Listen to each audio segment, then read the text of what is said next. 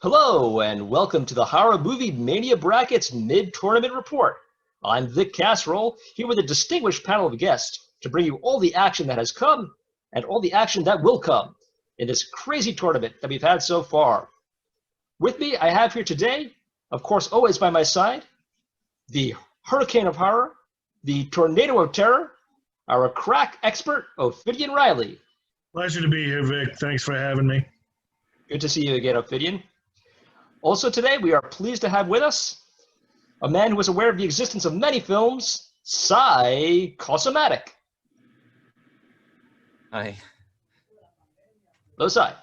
And we are also honored to have with us a celebrity guest today, a veteran of many horror films and films in general. You know him probably best as Wesley from The Princess Bride. But as I said, he's done many horror films, including Shadow of the Vampire, Bram Stoker's Dracula, and of course, a film that has been in our tournament, Saw. Welcome, Carrie. Great to be here. And thank you for coming. I know that you're very busy these days. Tomorrow is the big reunion for The Princess Bride, so I know you've got a lot on your plate. So the fact that you could take That's true. We're definitely looking forward to that. Excellent, excellent. And you know what? I'm going to cut right to the chase, Carrie, and just address the elephant in the room here. I mentioned Saw, and that went down in bitter defeat to get out. It lost 17-2 in the first round of this tournament. Your thoughts? Well, obviously, I'm disappointed. I mean, we made a small independent film about kidnapping and people doing depraved things to stay alive, but it was no match for Jordan Peele and his Hitchcockian suspension social commentary. So I tip my cap to him. It's a very good film. You took it like a man, Carrie. I appreciate that. And of course, Saw was not the only film to get hideously blown out. There were many that were, but there were also some close matches and maybe even some surprises. Ophidian, your thoughts on that? Oh, the entire second round was a surprise, Vic. After going 29 for 32 in the first round, fairly easy walk in the park, I went 6 for 16 in the second round. There are upsets and surprises all over the place. The entire madness bracket is seemingly defiantly unpredictable, mad, if you will. Halloween knocked out by Silence of the Lambs. Halloween so synonymous with the genre itself. It's on a book of horror movies in your background. Even though Silence is number one, Halloween was expected to run the category, exiting early thanks to Silence of the Lambs. Some other surprises. The Fly does not get past American Werewolf in London. As much respect as I have for American Werewolf in London, The Fly is perhaps the greatest example of body horror in the history of motion pictures. And American Werewolf in London being an early example of comedy horror, I was surprised that perhaps the film that has perhaps defined comedy horror over the last decade did not go further. Cabin in the Woods exits early to Invasion of the Body Snatchers. I expected more respect for Cabin in the Woods. So it's surprising to see what the voters are respecting as film history and what they're throwing out as not a good horror film. Plenty of surprises in the second round, Vic. This tournament is not anybody's to win. There are still two definite favorites in the field, but it is a strong competition that will have effects on the genre for years to come. Thank you, Ophidian. Excellent analysis. Cy, your thoughts? I wasn't really surprised by anything in the second round. I try to avoid opinions in general. I'm going to do my best today, however. Thank you, Cy. Much appreciated. And now, Carrie, I know that you're here specifically for Saw and other horror films that you've done, but your thoughts on the first round? Well, I was disappointed, obviously, that some of my favorites, like Freaks, were eliminated, and Halloween, of course, which was mentioned. Something that I think is something that has to be considered is the fact that a lot of times movies get voted for if they've been seen a lot and if they're kind of part of the popular culture, whereas some films that are great might not be seen by everyone voting in the polls, which is why they maybe have a little bit of a disadvantage. Now, with Halloween losing to Silence of the Lambs, I kind of take issue with that because I see Silence of the Lambs as a hybrid. It's an excellent film, obviously. It's well acted, and and directed and everything, but it's not really an example of the genre like Halloween is, I think. Silence of the Lambs is told from the perspective of a police investigator from the FBI, whereas Halloween is mostly from the point of view of the victim. So I think that it kind of changes the genre, so to speak, to have the story told in that way. An excellent point. An excellent point indeed. Yeah, there were some. I agree. There were some movies that maybe just weren't well seen as far as audience-wise. That ended up falling. An example that I found was "Let the Right One In," which I think is an excellent, more recent horror film, losing to Dracula, which is of course iconic. But if you watch those back to back, I defy anyone to say that they were more scared of Dracula than "Let the Right One In." On that note, let's move on to the upcoming matches in the Sweet 16. We're going to go bracket by bracket. First bracket we're going to take a look at is the Supernatural division, which is going to pit The Shining against Carrie, and of course not Carrie Elways, but Carrie White, matchup of Stephen Thank you King for movies. clarifying that. I've been very confused every time you've addressed Carrie, because I thought you were talking about the film that's still in the bracket. Yes, absolutely, absolutely. And then, of course, we have The Exorcist against Poltergeist, two powerhouses in the genre. I mean, all four of these could end up in Final Four in theory by themselves, but they're all in their own division. Cy, your thoughts on these matchups? Oh, well, Exorcist, we all know, would be an anagram for either Exit Orcs or Stoic Rex. And Stoic Rex is kind of an emo tyrannosaur. A lot of people don't realize that Exorcist is also an anagram of Christ if you add an H and drop the EXO. Poltergeist anagrams to glitter peso or spottier leg. So if you compare an emo tyrannosaur with a gangrenous leg, I think it's clear that the gangrenous leg is the most horrific. So I think Poltergeist is going to take it. That's well thought out. So clearly there was a lot of thinking going into that. I appreciate that. Ophidian, your thoughts on the Supernatural bracket? I just wanted to point out before we get to the Supernatural bracket that Jaws, not in the Supernatural bracket, is also an anagram of Christ if you add a CHRIT and take out a JAW. Very Supernatural true. bracket. Yes. The King matchup has a lot of eyes on it, but nobody thinks that either of those films can win. Of those two, The Shining has a stronger chance in the bracket, so Shining has the odds to go over Carrie. But you said that Exorcist and Poltergeist are both powerhouses, and I think comparing those as powerhouses is comparing a power plant to a 9-volt battery. There's no way Poltergeist gets past The Exorcist, and so you're looking at a showdown of The Exorcist versus The Shining, which is a titanic matchup that everybody's looking forward to, but I still have The Exorcist winning the entire bracket, even though The Shining will put up an excellent fight. Good point. I will point out, as much as it is true that Exorcist is the powerhouse compared to Poltergeist, Poltergeist is one of the largest point getters so far in the tournament. It's doing quite well.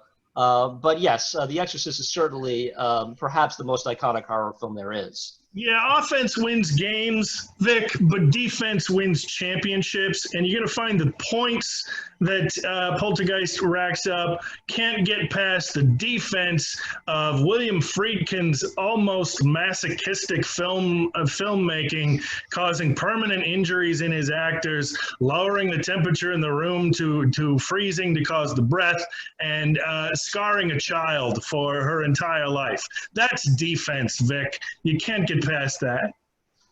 Excellent. Good points. And Carrie, your insider's Hollywood view on all of these.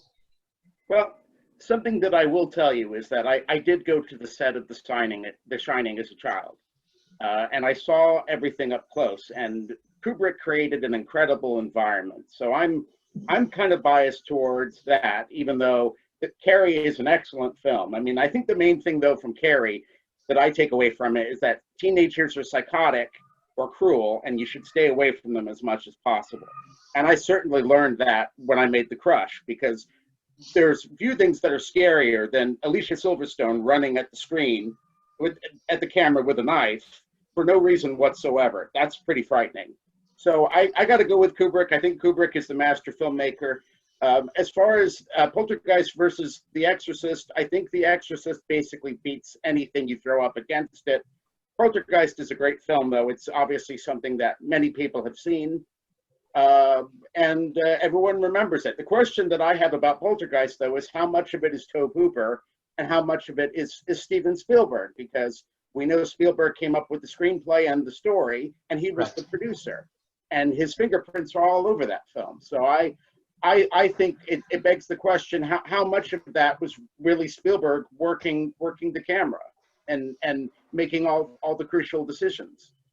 That's a very good point. A very good point. And we'll be getting to another Tobe Hooper film a little bit later too. Interestingly, he's the only director who has 2 films left in these brackets. But before we get to that, we're going to move on to the creatures bracket. We have 2 really interesting matchups. Maybe foregone conclusions, but 4 great films, I believe. We have The Thing versus Invasion of the Body Snatchers, and Alien versus An American Werewolf in London. Ophidian, what do you see in those matches?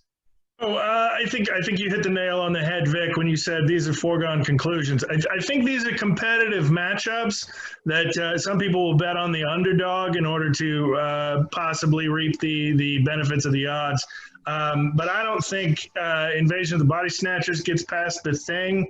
The Thing, although it was somewhat underrated on release, its reputation has only grown since 1982, and it is generally considered to be one of the best examples of the genre these days. So I don't think Invasion of the Body Snatchers goes over it. Likewise, Alien being the #1 seed in the bracket, I think it had a walk most of the competition, and it doesn't really see a challenger until it gets to The Thing in the round of, I believe it's 8? That would be the Elite 8, that's correct. Yeah, so American Werewolf in London will put up a fight, but look for Alien to go over American Werewolf. You can't bet against Ridley Scott's horror haunted house in space. You can't do it, Vic. Absolutely, well said. Sai, your thoughts on the interesting matches in the creatures bracket? Oh yeah, I like this because I have seen most of these movies. The Thing is a very good movie, and Invasion of the Body Snatchers, or IBS as it's better known. IBS is unpleasant, and it really hits you in the gut. The Thing, however, was a master of practical effects, whereas IBS just had impractical effects, just illogical, unserviceable. It was just far-fetched, if you ask me. I think IBS is a bloated mess. It takes you by surprise, though. For sure. But American Werewolf in London, that a werewolf is like, it has like mystical or magical powers, and if you match that up against Alan is just a soccer dad that lives down the street with a bottle cap collection. I don't think that a werewolf can match up against Alan. Well, good points. I appreciate the insights. Carrie, your thoughts on these matchups in the creatures bracket? Well, I think The Thing probably wins easily against Invasion of the Body Snatchers. Although I love Invasion of the Body Snatchers, I think it's basically constructed like a Twilight Zone episode, and I like that. I love the writing in it. I love the story and the themes of basically people losing their minds, kind of like what's happening today in many cases, it seems like. But I think, especially with Halloween now being out of the tournament, I think people are likely to show The Thing some love, and I think that that's totally understandable. And then as far as Alien versus American Werewolf I love. Obviously, it's set in England, and it's got some great makeup and some great performances in it. But I don't think it's any match for the suspense and the true horror of being trapped in outer space with a horrific insect, basically, that's killing everyone. But I will say, the thing that I do like about Alien is the cat survives. And as we all know, the cat is the most important part of the show. Absolutely. The team goes. Great point, Kerry. And I can tell you this because I've worked in the industry for 40 years. Most people deserve to be sucked out into airlock, but they saved the cat, and that's something that I'm very happy about. So I'm good with Alien winning. Cat lovers across the world agree with you, I am sure. Excellent. we're all Now moving on to the madness bracket, we have a couple of interesting matchups going on there. And what I noticed when I took a look at this bracket, we have Silence of the Lambs going against Texas Chainsaw Massacre. We have Psycho going against Whatever Happened to Baby Jane. And I noticed that of 3 of the 4 movies, Silence of the Lambs, Texas Chainsaw Massacre, and Psycho, were all in part based on the real-life antics of serial killer and gravedigger Ed Gein. So my question to you, Carrie, do you think that he deserves an honorary Oscar? So you're in the business, and posthumous though it would be, an honorary Oscar for his contributions to the horror movie field. Carrie. I don't think that it's likely to happen just because the Academy doesn't really seem to like horror movies. Something that I think is far more likely is that Ed Gein would possibly get a reality TV show, especially now that, Keeping Up with the Kardashians is ending after 20 seasons. So I think that would be far more likely to see Ed Gein on television because obviously I think there would be a market for that. Good point. That could very well be. As far as the Oscars go, what would you know? You've never won one or even been nominated for that matter. But let's move on to the actual tournament matches in this bracket. Cy, what do you think of these 2 matchups, these 4 films? Well, of course, I've got a beef with Silence of the Lambs. Okay. And trying to keep the lambs quiet. As a meek person with no real will of my own, I feel a special kinship to sheep, and I know I'm not alone. There are thousands of us who take umbrage with this movie. It insists upon stifling our middling milquetoast voices, and we regularly grouse about this to each other. Unfair treatment. We have carefully stolen and honed the opinions of other people and just honed them until none of the sharp edges remain. And I'm here to support the voice of those people. The same old, same old. We will very well agree that, and we might just march on Washington one day. Maybe encourage others to rise up on our behalf and on behalf of the status quo, if that's all right with you guys. Everything is bigger in Texas. I support the Texas Chainsaw Massacre, if only because it's so much better than its rivals, which are embarrassing, like the Alabama Chainsaw Kerfuffle and the Oklahoma Chainsaw Customer Service Return. It's a much better film. Good points, Cy. Whatever happened to Baby Jane? I don't think you should include a rhetorical question in your title, if you know what I mean. I'm right there with you. It's clear to me that if Hitchcock agreed, then he would just have written Psycho.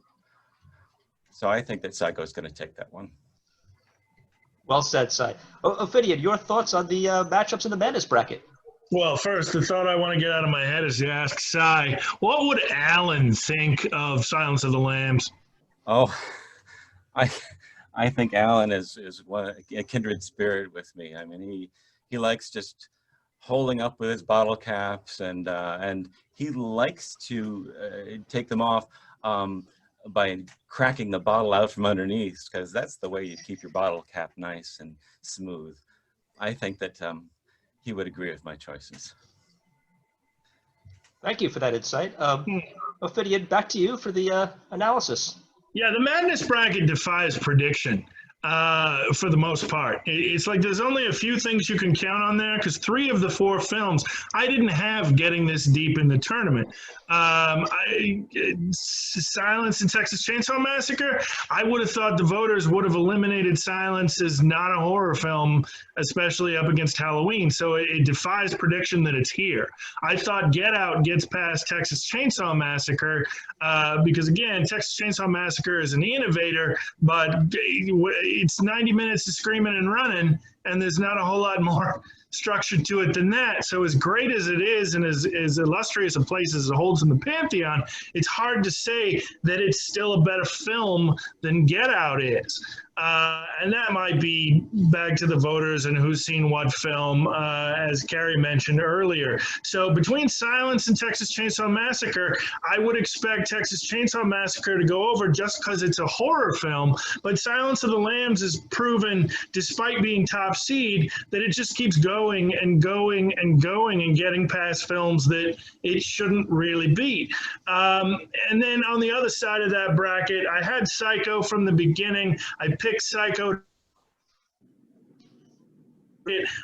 Whatever happened to Baby Jane, to the previous point about who's seen what, it was one of the matchups I did not vote in, did not participate in, because I had not seen either film, and I would be picking based on the title. And there I have to agree with Cy that something that is a rhetorical question is a weak choice. Title written in the passive voice,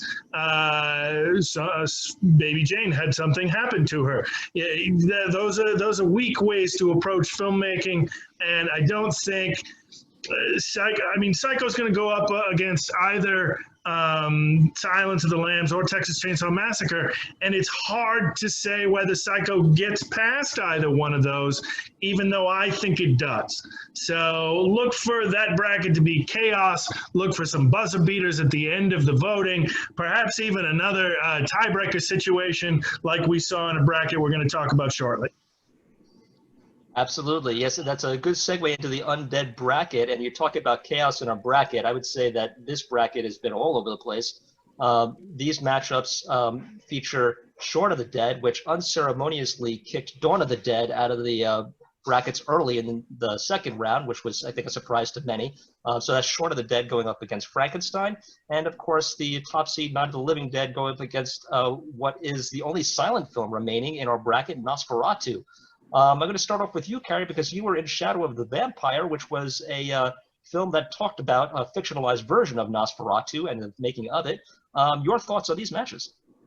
Well, I will say Nosferatu is, like you said, the only silent movie left in the bracket. And I do think there's something very nightmarish about silent movies and their imagery. And obviously I have a soft spot because I was in Shadow of the Vampire. And Nosferatu is filled with great imagery and a frightening performance by Max Schreck as Count Orlok. And I still think it's very effective as a piece of filmmaking. That being said, I think I don't think it's going to win against Night of the Living Dead, which is probably the best midnight movie ever made. And I think Night of the Living Dead, it is made like it's a gritty documentary, and it has a very sobering twist at the end of it. So I think that's going to be very difficult for Nosferatu to beat it, although it's a great matchup. And then as far as Frankenstein and Shaun of the Dead is a great film, but it's a comedy. I don't think it's necessarily a classic like Frankenstein is. And so I'm voting for Frankenstein, even though it's not the one with Madeline Kahn and Gene Wilder. I like Frankenstein. So excellent. Good analysis. Good analysis from our insider in the biz. Cy, what are your thoughts on these matchups in the undead category? Okay. Shaun of the Dead is, I think, an inspiring fable of an empowering leader for a new nation of zombies, because it's Shaun of the Dead and by the dead and for the dead, so that everyone will perish from the earth. And Frankenstein was, by contrast, way ahead of its time. And it's a lead character. It's not only a scientist, but I think sexually progressive as well. As I understand from my research, he's just a sweet transvestite from the small town of transsexual Transylvania, which is a bit on the nose, if you ask me. I think that Frankenstein should take it, but I think that Shaun of the Dead will take it. Nosferatu is, of course, the first film named by a Ouija board, and it's clear that there is some true mysticism involved, because we all know that Nosferatu reversed. Utarafsson is the famous Swede who did craft services on the film. Night of the Living Dead. Oh, Night of the Living Dead is just suffers from an oxymoron, doesn't it? Because you can't be living and dead at the same time. We all know it was much better pulled off by Eyes Wide Shut, True Lies, or Back to the Future, or even Mr. Mom, for heaven's sake. So I think that Nosferatu will take that one. Okay, very good Wait. insights. Yes. Did Cy confuse Shaun of the Dead for the Rocky Horror Picture Show? Did I hear that correctly? I think it was Frankenstein that he was discussing at that time. Yeah, he's the scientist from another world. That's Frankenfurter.